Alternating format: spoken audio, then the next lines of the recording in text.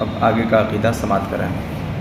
اللہ رب العزت کے تعلق سے یہ عقیدہ ہونا چاہیے کہ وہ حی ہے، یعنی خود زندہ ہے، اور سب کی زندگی اس کے ہاتھ میں ہے، جسے جب چاہے زندہ کرے اور جب چاہے موت دے۔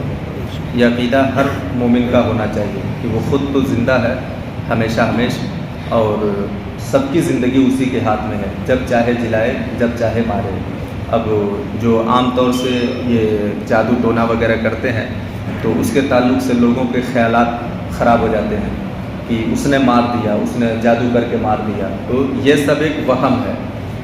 ہر چیز، ہر موت کے پیچھے اللہ تبارک و تعالیٰ کوئی نہ کوئی بہانہ لگاتا ہے۔ کوئی گر کے مرتا ہے، کوئی ایکسیڈنٹ سے مرتا ہے، کوئی ڈوب کے مرتا ہے، کوئی جل کے مرتا ہے، کوئی یوں ہی چلتے چلتے مر جاتا ہے۔ تو یہ الگ الگ وہ ہے موت کو۔ ایسا نہیں ہے کہ آدمی نے جادو کر دیا تو مر دیا۔ موت اور زندگی صرف اور صرف اللہ کے ہاتھ میں ہے، جب جسے چاہے گا جلائے گا، جب جسے چاہے گا مارے گا۔ ایسے ہی اس سے عقیدے کمزور ہو جاتے ہیں کہ فلاں، یعنی فلاں کے اندر اتنی طاقت آ گئی وہ جادو کر کے آپ کو مار دے، تو پھر اللہ تبارک و تعالیٰ کی طاقت معاذ اللہ، پھر اللہ کی طاقت میں شبہ ہو گیا نا، شک ہو گیا۔ اب یہاں سے عقیدہ متزلزل ہونے لگتا ہے، کمزور ہونے لگتا ہے۔ پھر اس عقیدے کو جو اللہ جلاتا مارتا ہے، اس عقیدے کی حفاظت کے لیے یہ مضبوط کرنا پڑے گا کہ دنیا کی کوئی طاقت کسی کو مار نہیں سکتی، اور نہ ہی دنیا کی کوئی طاقت کسی کو جلا سکتی ہے۔ اب ایک اعتراض، اہل سنت و جماعت کا یہ عقیدہ ہے کہ حضرت عیسیٰ علیہ السلام مردہ زندہ کرتے تھے، ہے نا عقیدہ یہ؟ ہمارے نبی مردہ زندہ کیے۔ اچھا، یہ بھی ہم جو ہے کہ کرامتوں کے ذریعہ پڑھے ہوئے سرکار غوث اعظم نے مردہ زندہ کیا، تو پھر جلانا اور مارنا تو اللہ کا کام ہے، پھر یہ انبیاء اور اولیاء کیسے کر رہے ہیں؟ یہ بھی ایک سوال ہو سکتا ہے، آپ کے ذہن میں کوئی پوچھ سکتا ہے، یا آپ کے ذہن میں بھی یہ سوال پیدا ہو سکتا ہے۔ تو حقیقت میں جلانا اور مارنا یہ اللہ ہی کے تحت قدرت ہے اور اللہ ہی کی صفت ہے، حقیقت یہی ہے۔ مگر جس طرح اللہ تبارک و تعالیٰ اپنی صفتوں کا مظہر اپنے انبیاء کو بناتا ہے، اولیاء کو بناتا ہے کہ اللہ کی کچھ صفتیں وہ بھی کیا کرتے ہیں، جیسے ہمارے نبی مہربانی کرتے ہیں، اللہ بھی مہربانی کرتا ہے، تو اصل مہربان تو اللہ ہے، مگر اس کی عطا سے مصطفیٰ بھی مہربانی کرتے ہیں۔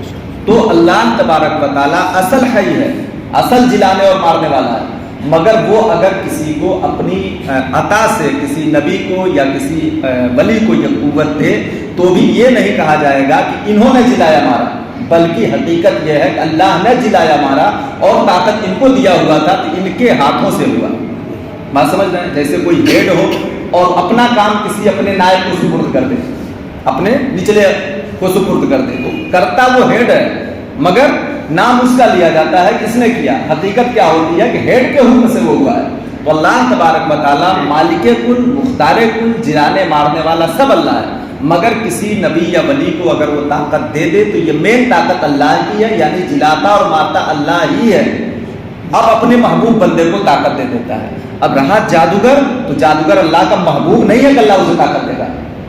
سمجھ گئے آپ؟ اگر کسی کے جادو سے کوئی مر گیا تو یہ نہیں کہ اس نے مار دیا، کیونکہ وہ اللہ کا محبوب ہی نہیں ہے، اور جادو ٹونا کرنا یہ خیر کا کام ہی نہیں، یہ تو شر ہے، یہ تو فساد ہے، اور اللہ تبارک و تعالیٰ کب فساد سے راضی ہوگا کہ اس فسادی کو یہ قوت و طاقت دے گا؟